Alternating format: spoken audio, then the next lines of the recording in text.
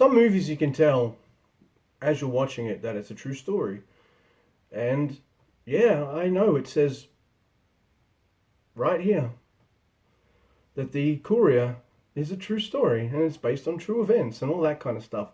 I didn't really pay attention to the poster and I didn't even watch a trailer for this. And I must have missed a bit at the start that said this is based on a true story because I don't know, man. I'm just sitting here. I'm just watching The Courier, which is a 2020 movie starring Benedict Cumberbatch and directed by Dominic Cook, who's directed other stuff that I never would have watched because they look like kind of dramas and kind of wussy, but that's on me. And written by a guy named Tim O'Connor. I'm watching this with my wife, and about part way through, I said, I think this is based on a true story, and because it's filmed like one, and I don't mean that in a good way or a bad way. It's just true stories seem to be filmed a lot of the time the same way. There's always enough character moments just enough to make you care, but never more than that, and just to remind you that they've got character traits or they're not perfect or something like that.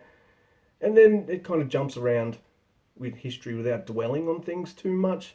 So there's gaps there, and they've just skipped over things to because they need to tell a story and they need to tell you the whole thing of the movie. So the Courier is about a courier. This Russian guy wants to defect and give information to the West, and they can't do it through proper channels, so they need some everyday normal Joe Schmo businessman to go to Russia, make business contacts like normal, and deliver messages back and forth and things like that. And then what happens is the two main characters, the Russian and the Russian and the English guy. Sorry, he's not American. Benedict Cumberbatch is English.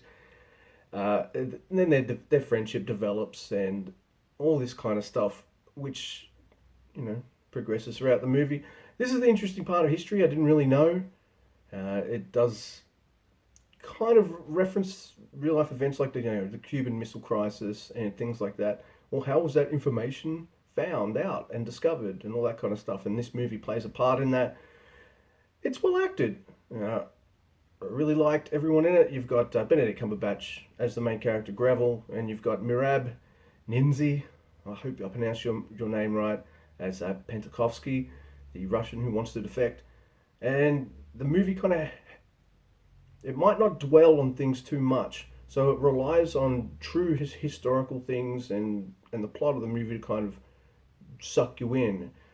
And it did. It really sucked me in. I wanted to know how this kind of tied into the Cuban Missile Crisis, and I did enjoy experiencing all the tensions between the West and the East, and this, the East and the West, and all this time.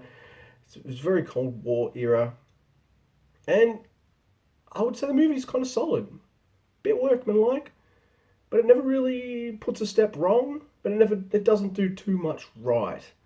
There's not really many twists and turns, which is really hard to do in a true story. And I usually like a few twists and turns in my thrillers, but this being a true story, it has to kind of stick to facts as much as it possibly can. So yeah, it's a solid enough 1 hour and 50 minutes. It's never boring if you're interested in the subject matter at all, like 60s spy stuff and real life Cold War events and shit like that. You'll enjoy it. If you don't, then you don't really, I guess. Yeah. But I'm going to give this. I didn't even write the score. Usually I write the score down before I do the review, but it's a solid movie. Entertaining enough. And it sounds like I'm giving it an average score, but no, it's a 7. Passed the time wonderfully. Well acted. There's enough. It's a bit bare bones, but there's enough meat on those bare bones to give you enough to really want to find out what happens next to the characters. And I enjoyed my time with it. Yeah. It's 2 sevens in a row. I'm feeling really good. It's two brand new movies, or new enough, that I've given 7s to. Wow, most new movies suck. Mind you, I watch a lot of shitty old movies too. Well, it's got bad taste in movies, don't I? Please watch my review show where you find out all of my bad taste in movies and shit. Give me a like, dislike, share, and subscribe.